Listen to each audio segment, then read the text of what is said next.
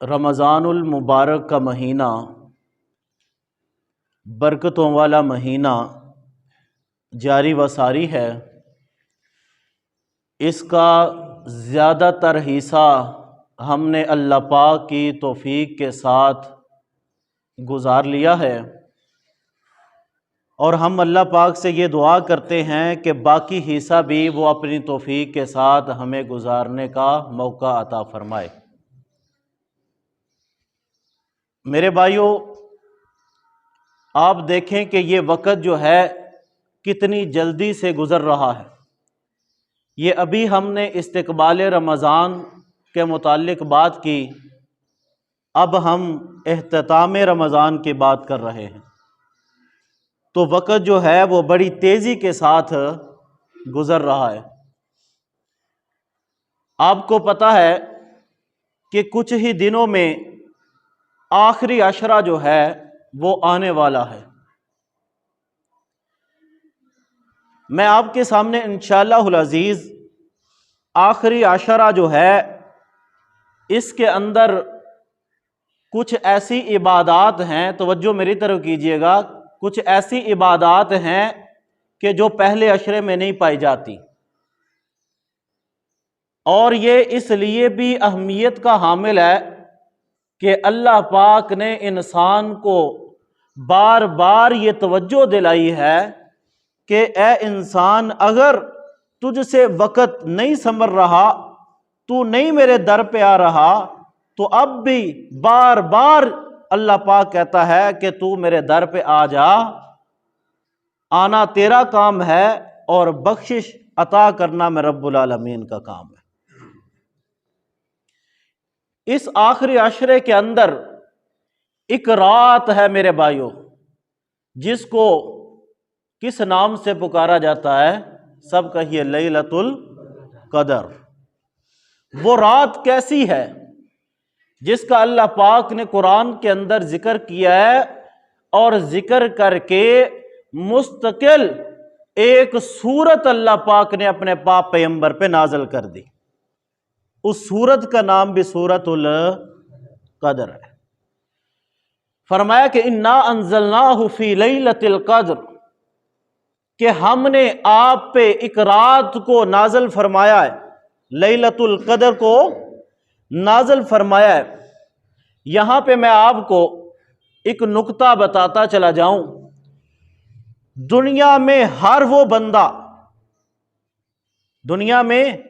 وہ بندہ جو جس کی آنکھ اس دنیا میں کھلی ہے، یعنی ہر بندے کا ذکر جو ہے وہ قرآن کے اندر ہے، ہر بندے کا نام قرآن کے اندر ہے، لیکن ہم اپنے آپ کو قرآن کے اندر ڈھونڈتے نہیں ہیں۔ بار بار اللہ پاک کیا فرماتا ہے؟ یا ایھا الانسان، یا ایھا الناس۔ اس سے کیا ہے؟ سارے کے سارے لوگ آ جاتے ہیں۔ فرمایا کہ انا انزلناہ فی لیلۃ القدر، اے لوگوں ہم نے آپ کے لیے ایک رات کو نازل کیا ہے۔ وما ادراک ما لیلۃ القدر، آپ کیا جانتے ہیں کہ لیلۃ القدر کیا ہے؟ فرمایا وہ کیا ہے کہ لیلۃ القدر خیر من الف شہر، وہ رات ایسی ہے کہ جو 1000 سال سے بھی کیا ہے؟ بہتر ہے۔ 1000 سال بھی آتا ہے کہ یعنی اس کی فوقیت اتنی ہے، لیکن یہاں پہ ترجمہ یہ ہے کہ الف شہر، 1000 مہینوں سے بہتر ہے، لیکن اگر اس کے درجوں کا دیکھا جائے تو اس کا کوئی معیار اور مقدار نہیں ہے، 1000 سالوں سے بھی وہ آگے چلی جاتی ہے۔ اس میں ہوتا کیا ہے؟ فرمایا کہ تنزل الملائکہ، اس رات کو فرشتے آتے ہیں، صرف فرشتے ہی نہیں آتے بلکہ والروح، اس رات کو حضرت جبرائیل بھی تشریف لاتے ہیں۔ فیہا بإذن ربہم، کس کے حکم سے؟ اللہ کے حکم سے آتے ہیں۔ من کل امر سلام، کس لیے آتے ہیں؟ اس بندے کو سلامتی پیش کرنے کے لیے کہ جو اس رات کو پا لیتا ہے۔ اور کب تک وہ ہوتی ہے؟ حتیٰ، آگے پڑھیے، حتیٰ پڑھو، حتی مطلع، یعنی فجر جب تک طلوع نہیں ہوتی اس وقت تک جناب یہ رات کا وقت ہوتا ہے۔ جناب اگر اس کا حساب لگایا جائے تو ایک بندے کی اگر عمر کا حساب لگایا جائے تو یہ رات بنتی ہے 83 سال، 83 سال۔ الف شہر ان کی مقدار ہے کتنی؟ 83 سال یہ اس کی مقدار بنتی ہے۔ صحابہ کرام کہتے ہیں کہ یا رسول اللہ ہم تو اتنی عبادت نہیں کرتے، تو فرمایا اس کا جب نزول ہوا تو اللہ کے پاک پیغمبر نے ایک بنی اسرائیل کے بندے کا واقعہ بیان کرتے ہوئے فرمایا کہ ایک بندہ ہے کہ جس نے 1000 مہینے عبادت کی ہے، 1000 مہینوں سے بھی زیادہ عبادت کرنے والے لوگ ہیں بنی اسرائیل کے اندر۔ تو صحابہ کہتے ہیں ہم تو اتنی عبادت نہیں کرتے، سنیے گا، فرمایا کہ اللہ کے پاک پیغمبر پہ یہ رات کو نازل کر کے اس امت پہ ایک احسان فرمایا کہ جو امت میں سے کوئی بندہ اس رات کو پا لے گا، فرمایا کہ جو بنی اسرائیل کے لوگ ہیں جنہوں نے اتنی زیادہ دیر عبادت کی ہے، اگر وہ بندہ اس رات کو پا لے گا، اللہ پاک فرماتا ہے کہ میں اس سے بھی زیادہ اجر اس کے نامہ اعمال میں داخل کروں گا۔ کوئی پائے تو صحیح۔ اور پھر یہ رات جو ہے یہ کون سی رات ہے؟ اس رات کو کب ڈھونڈا جائے؟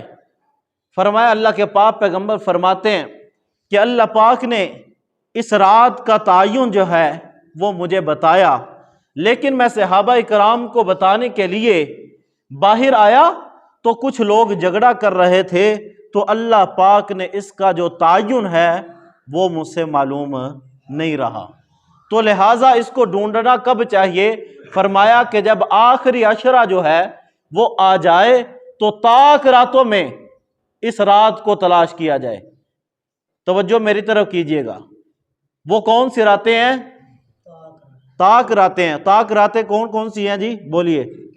21، سب بولیے۔ 21، 23، 25، آگے 27 اور 29 ہے۔ یہ طاق راتیں ہیں، ان میں سے جناب طاق راتوں میں لیلۃ القدر کو تلاش کیا جائے، یہ اللہ کے پاک پیغمبر نے کہا ہے۔ اب یہ دیکھیے کہ اگر یہ خاص ہو جاتی یا اس کا علم ہو جاتا کہ جناب 27ویں رات کو لیلۃ القدر ہے، 25 کو لیلۃ القدر ہے، تو جناب پھر کیا کرتے؟ وہ صرف اس رات کو عبادت کی جاتی تو جناب باقی راتوں کو عبادت نہ کی جاتی۔ یہ اللہ پاک کی حکمت تھی کہ اس کا وقت جو ہے وہ تعین نہیں کیا، بتایا نہیں ہے۔ سمجھ آ رہی ہے؟ اب جناب یہ ہے کہ جب یہ آخری عشرہ آ جاتا تو اللہ کے پاک پیغمبر کا کیا معمول ہوتا؟ یہ آپ دیکھیں کہ 2 دن بعد جو ہے وہ آخری عشرہ جو ہے وہ آنے والا ہے۔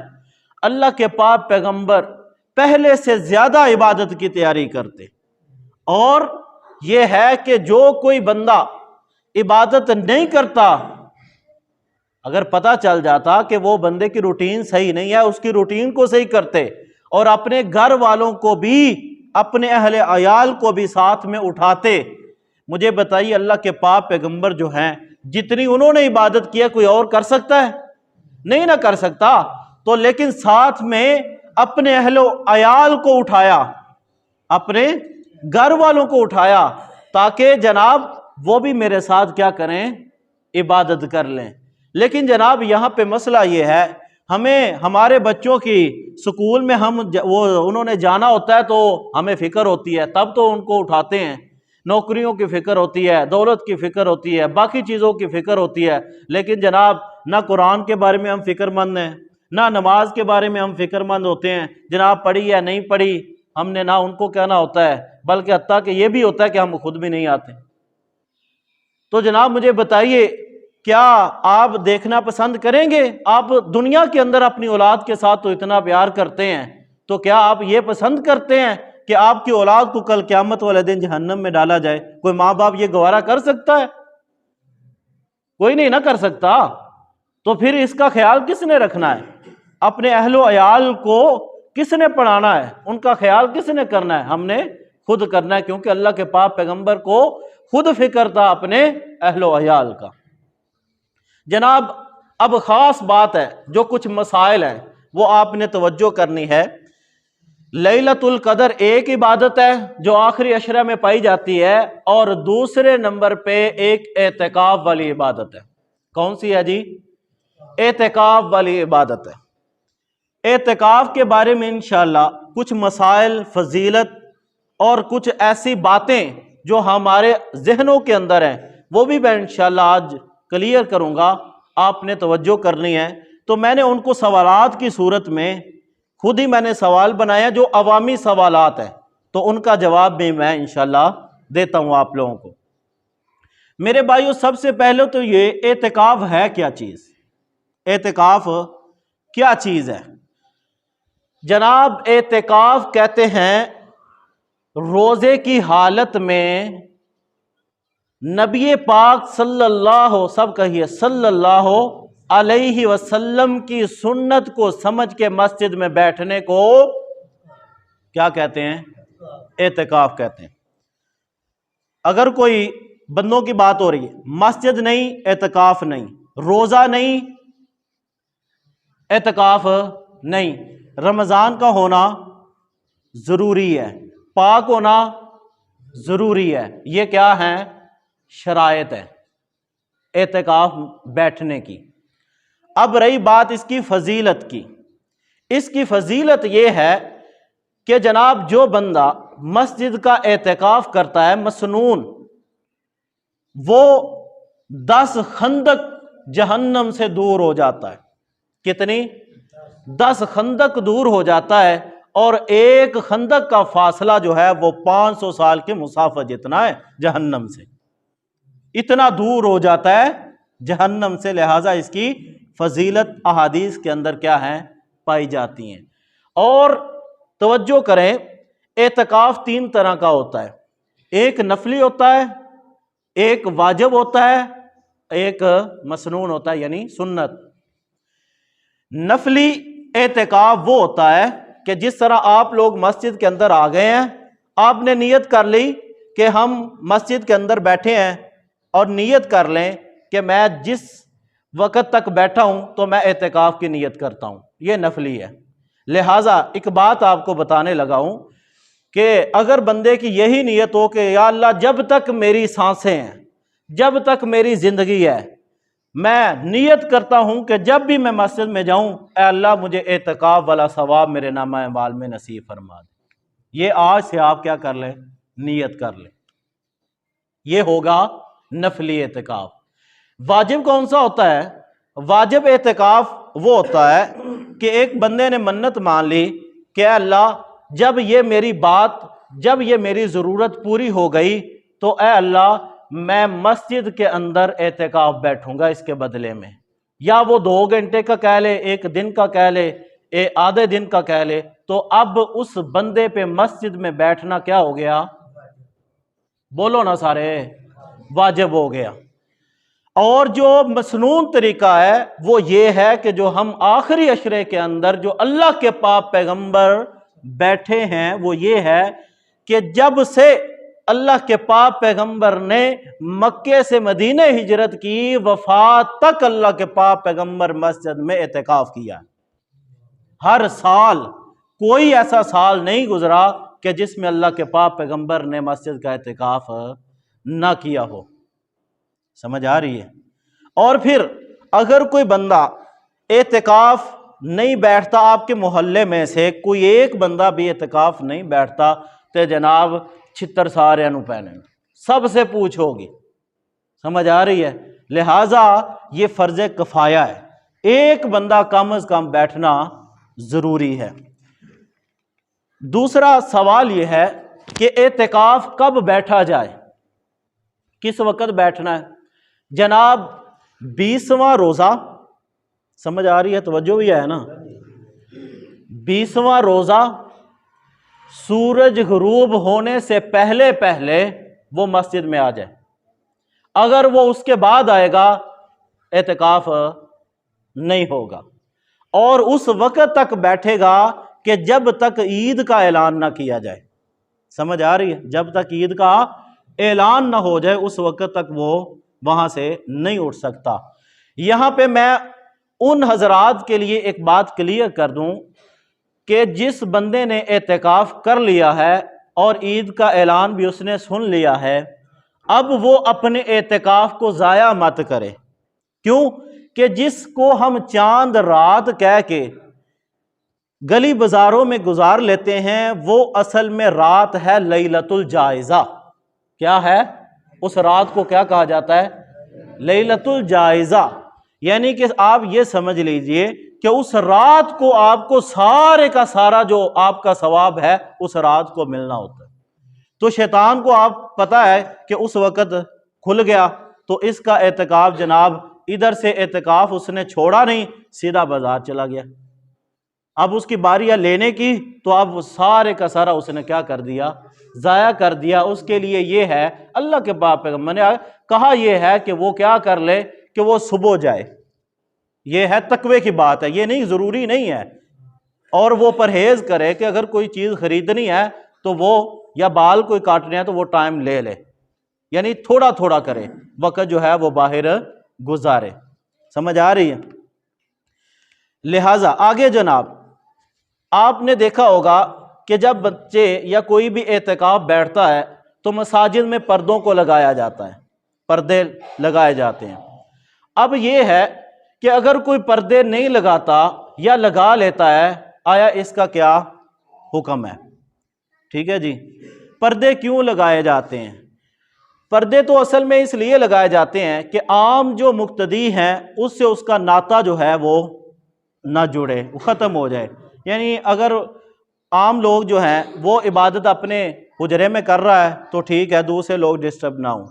لیکن یہاں پہ بات یہ ہے کہ آج کے دور کے اندر یہ ہے کہ موبائل کی نحوست بہت زیادہ ہے، ٹھیک ہے؟ اگر تو اس نے بیٹھ کے اندر موبائل ہی استعمال کرنا ہے، لوڈو کھیلنی ہے، دوستی کا چکر ہے جناب، کہ اگر میں بیٹھا ہوں تو ساتھ میں اس کا دوست کہتا ہے جناب چل میں بھی بہ جانا تو گپا شپا لاواں گے، تو اگر تو یہ معاملہ ہے تو پھر پردے کی کوئی ضرورت نہیں ہے۔ سمجھ آ رہی ہے؟ اگر آپ کی خواہشات جو ہیں وہ باز نہیں آ رہی تو پھر پردہ نہ لگائیں، کیونکہ پردے کے اندر کیا ہوتا ہے؟ شیطانی خیالات آتے ہیں۔ لگانا نہ لگانا آگے کی بات ہے، ٹھیک ہے؟ آپ کے سامنے میں نے دونوں چیزیں رکھ دی ہیں کہ یہ کیوں لگایا جاتا ہے اور نہ لگانے کی وجہ کیا ہے۔ کیونکہ دیکھیں نا، اعتکاف نام ہے عام معمولات کو بدلنے کا نام ہے۔ یعنی عام بندہ ہے، اس کو پتہ ہے عام دنوں میں وہ موبائل بھی استعمال کرتا ہے، نہاتا بھی ہے، سب کچھ کرتا ہے، ٹھیک ہے؟ عبادت وہ نہیں بھی کرتا، لیکن یہاں پہ اس نے اپنی نام کو، اپنے کام کو، اپنے ساری چیزوں کو بدلنا یہاں پہ، کیونکہ اس کا ڈائریکٹ تعلق کس سے ہے؟ اب اللہ پاک کے ساتھ ہے۔ اب وہ پرہیز کرے باہر والی چیزوں سے۔ اب یہ چوتھے نمبر پہ سوال یہ ہے کہ نیت اس کی ضروری ہے یا کس طرح نیت کر کے وہ بندہ آئے؟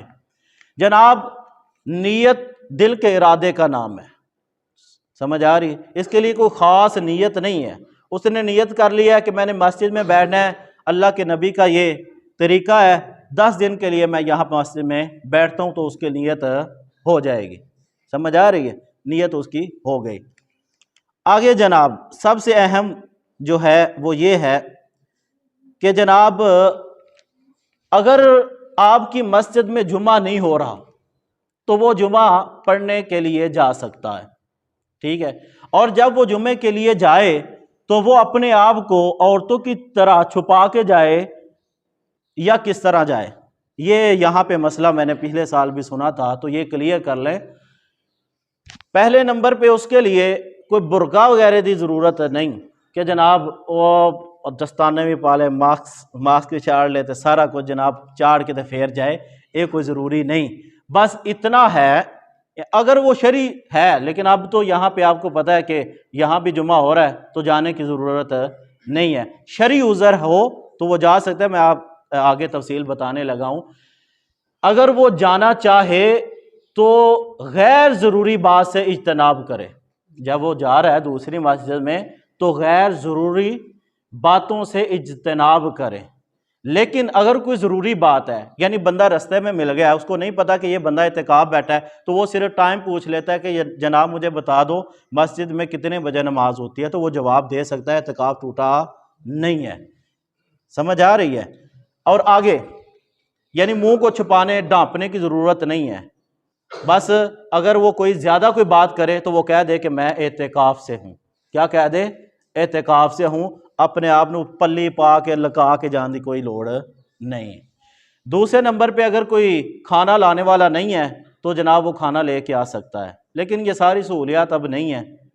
کوئی یہ شرعی جو عذر ہے وہ اب نہیں رہے. دوسرے نمبر پہ جو زیادہ مسائل ہیں، آپ کی مسجد کی حدود کی میں بات کروں تو آپ کی مسجد کی حدود جو پتہ ہے وہ کتنی ہے، پتہ نہیں اب کس نے ارادہ کیا، اللہ بس سب کو توفیق دے بیٹھنے کی، سب کے لیے ہے. یہ وضو خانہ مسجد میں داخل نہیں ہے، وہ بیت الخلاء جو ہے وہ مسجد میں داخل نہیں ہے، وہ جو سٹور روم ہے آپ کا وہ مسجد میں داخل نہیں ہے، یہ باہر کا حصہ ہے. باقی آپ کی یہ ساری کی ساری یہ مسجد ہے. تو لہٰذا اگر کوئی بندہ جو اعتکاف میں بیٹھا ہے وہ اجتناب کرے گا وضو خانے، عذر جو ہے پیشاب بھی کرنے جائے گا، وضو بھی کرنے جائے گا، وہ تو جائے گا ہی. سٹور روم میں یہ ساری جو حدود ہے اس سے کیا کرے گا؟ اجتناب کرے گا. دوسرے نمبر پہ جناب اگر اس کو غسل واجب ہو جاتا ہے تو وہ تو کرے گا. کیا جی؟ غسل اس پہ واجب ہے تو وہ کرنے جائے گا.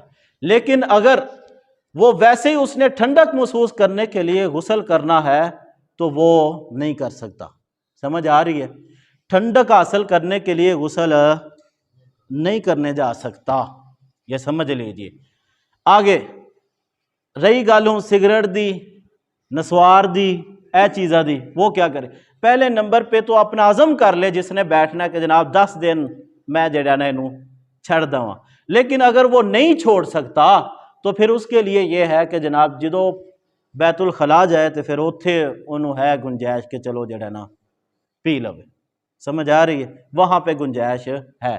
اور یہ ہے کہ دوسرے جو ساتھی ہیں جو باہر سے آتے ہیں، جس طرح یہ آپ کی کھڑکی ہے، ہوں بندہ اعتکاف ہو اتنے بیٹھا جتھے وہ بچہ بیٹھا ہے تو ہوں باہروں بندے نال گپاں پہ لائی آوے اور اے بھی کام صحیح نہیں.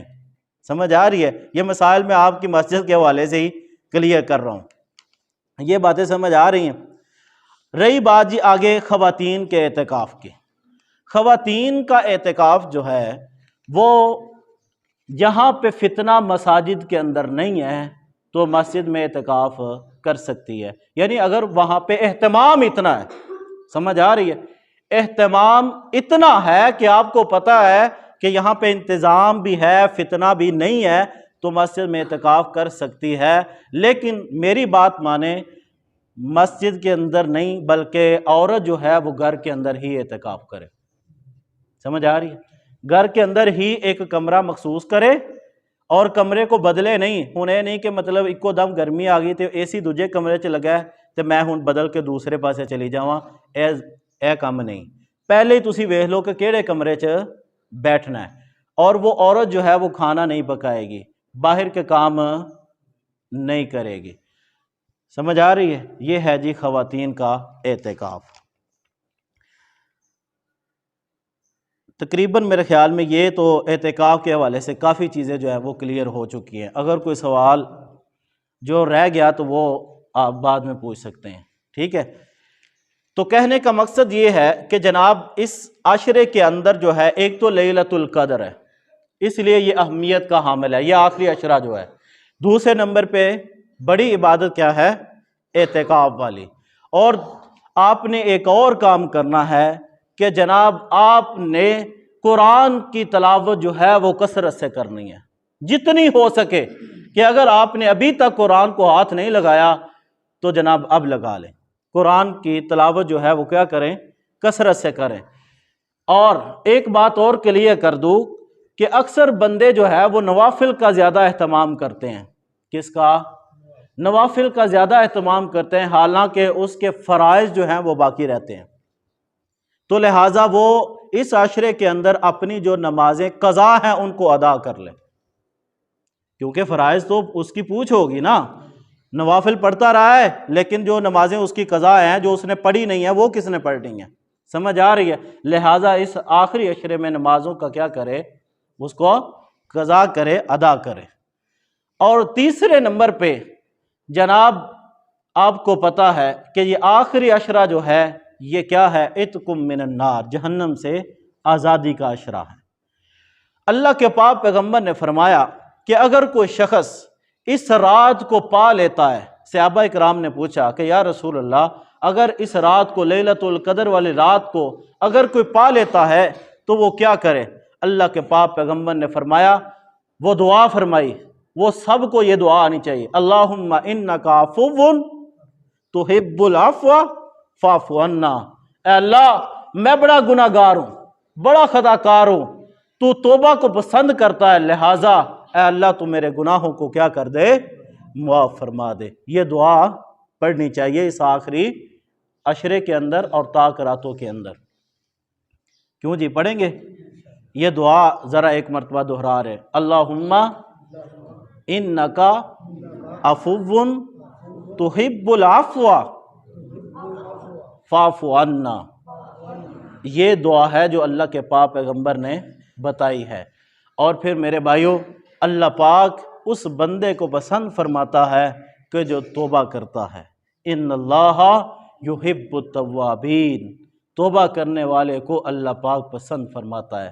میرے بھائیوں، آپ نے دیکھا ہوگا کہ رمضان کا مہینہ جو ہے کتنی جلدی سے گزرا ہے، لہٰذا ابھی بھی آپ کے پاس ٹائم ہے، تو اس ٹائم کو بازاروں میں ضائع کرنے کی ضرورت نہیں ہے، دوسرے موبائل میں، دوسرے کاموں میں ضائع کرنے کی ضرورت نہیں ہے۔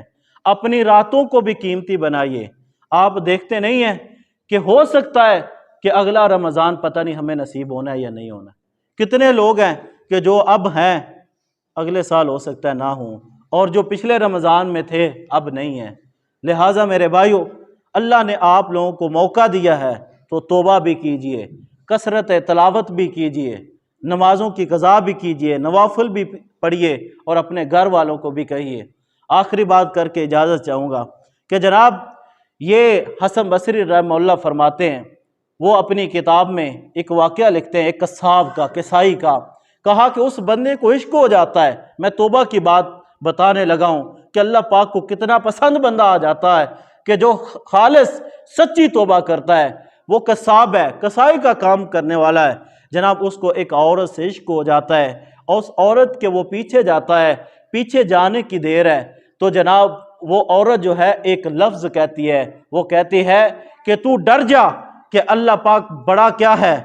وہ رحیم ہے، کریم ہے، تو ڈر جا اس سے۔ وہ کیا کرتا ہے کہ ہر چیز کو جانتا ہے اور وہ دیکھتا ہے ہر بندے کی حرکت کو، لہٰذا تو کیا ہو جا؟ اس کام سے باز آ جا۔ جناب کوئی بھی لفظ ہوتا ہے جس سے انسان کا دل کیا ہو جاتا ہے؟ بدل جاتا ہے، اللہ پاک اس کو توفیق دے دیتا ہے۔ جناب یہ سننے کی دیر تھی، جناب وہ واپس آ جاتا ہے، جاتے جاتے اپنے گھر میں جاتا ہے تو جناب اس وقت کا ایک پیغمبر کا قاصد ملتا ہے، وہ اکٹھے اب سفر کرنے لگ جاتے ہیں، جنگل میں جاتے ہیں، شدت کی گرمی بہت زیادہ ہوتی ہے تو آپس میں دعا کرتے ہیں کہ آپ تو پیغمبر کے قاصد ہیں، آپ تو دعا کریں کہ اللہ پاک کوئی سایہ جو بادل کا ہے وہ ہم پہ نازل کر دے۔ جناب دعا کرتے ہیں تو وہ بادل کا سایہ جو ہے وہ دونوں پہ آ جاتا ہے۔ اب جدا ہونے کی باری ہے، اب جدا ہونے کی باری ہے تو جناب وہ پیغمبر کا قاصد ہے، اس پہ وہ سایہ نہیں گیا بلکہ وہ بندہ اس پہ وہ سایہ جاتا ہے۔ وہ پوچھتا ہے کہ جناب تو کہتا تھا میں بڑا گناہ گار ہوں، تو یہ سایہ تو تیری طرف آ رہا ہے۔ کہا کہ میں آتے آتے ہی اللہ سے سچی توبہ کر لی ہے۔ میرے بھائیوں، جب انسان سچی توبہ کرتا ہے تو پھر اس کے لیے جناب اللہ پاک بڑے دروازے کھول دیتا ہے۔ اور جناب آپ نے کیا کرنا ہے؟ آخری عشرے میں درود شریف زیادہ کثرت سے پڑھنا ہے۔ کیا پڑھنا ہے؟ درود شریف کثرت سے پڑھنا ہے۔ آتے جاتے جہاں بھی آپ بیٹھے ہوں، اگر پورا نہیں تو اتنا ہی پڑھ لیں، اللہم صلی علی محمد وعلی آل محمد، اتنا بھی کافی ہے۔ کیونکہ جناب یہ سفیان ثوری رحمہ اللہ جناب کہتے ہیں میں حج کے لیے گیا تو میں نے وہاں پہ ایک بچے کو دیکھا، وہ بچہ جناب قدم اٹھاتا ہے تو کہتا ہے اللہم صلی علی محمد وعلی آل محمد، قدم اٹھاتا ہے تو کہتا ہے اللہم صلی علی، جناب قدم رکھتا ہے تو کہتا ہے اللہم صلی علی۔ کہتے ہیں میں بڑا حیران ہوا، میں جا کے اس سے پوچھا کہ یہ بیٹا مجھے بتاؤ، یہ ہر قدم رکھتے ہوئے تم اٹھاتے ہوئے یہ درود شریف پڑھ رہے ہو، آخر اس کی وجہ کیا ہے؟ اس کی وجہ کیا ہے، یا اس کے پیچھے کوئی ماجرا ہے، کوئی واقعہ ہے؟ فرمایا کہ ہاں واقعہ ہے کہ میں اپنی ماں کو یہاں پہ حج کے لیے لے کے آیا، کچھ ہی دن باقی تھے حج کے تو جناب میری ماں بیمار ہو گئی، میری ماں بیمار ہو گئی، تو میں بیت اللہ کے پرنالے کے نیچے بیٹھ کے درود شریف اتنا پڑھا کہ جناب پڑھتے پڑھتے مجھے اونگ آ گئی، میں سو گیا۔ تو میں جب سویا تو خواب کے اندر مجھے ایک ایسا انسان ملا کہ جناب جس کا سفید لباس ہے، سفید داڑھی ہے، اس طرح کہ جس طرح فرشتہ ہوتا ہے۔ تو فرمایا، میں نے پوچھا کہ آپ کون ہیں؟ کہا کہ تو جس پہ درود پڑھ رہا ہے وہ آخری میں محمد الرسول اللہ ہوں، میں وہ ہوں۔ فرمایا کہ کیا بات ہے؟ فرمایا کہ میری ماں بیمار ہے، لہٰذا اس کے لیے کچھ کریں۔ فرمایا یہ خواب ہے؟ تو کہا میری ماں پہ انہوں نے ہاتھ پھیرا اور کہا کہ اللہ کے حکم سے کھڑی ہو جا۔ جناب میں نے صبح دیکھا کہ میری ماں بالکل صحت یاب ہو چکی ہے۔ تو یہ کیا ہے کہ اگر کوئی بیماری بھی ہے تو آپ کیا کریں؟ درود شریف پڑھیں۔ اگر کوئی معاملہ ہے تو تب بھی جناب کیا کریں؟ درود شریف کا ورد کریں۔ لہٰذا میرے بھائیو، اللہ پاک نے ہمیں ٹائم دیا ہے، اس کو قیمتی بنائیں گے نا انشاءاللہ۔ جن لوگوں نے ابھی تک روزے چھوڑے ہیں وہ بھی جناب رکھ لیں، قرآن کی تلاوت ہے وہ بھی کر لیں۔ یہ ٹھاٹھے مارتا ہوا مہینہ ہے، اس کی قدر کریں۔ یہ مہمان ہے آپ کے پاس، یہ آپ دیکھ لیں کہ جناب 18 روزے ہو گئے ہیں، بالکل تھوڑے روزے اب باقی ہیں، جناب یہ جانے والا ہے، اس کی قدر کر لیں۔ قدر کریں گے نا انشاءاللہ۔ اللہ پاک سے دعا ہے کہ اللہ پاک ہمیں اس کی صحیح طرح قدر کرنے کی توفیق عطا فرمائے۔ وآخر دعوانا ان الحمدللہ رب العالمین۔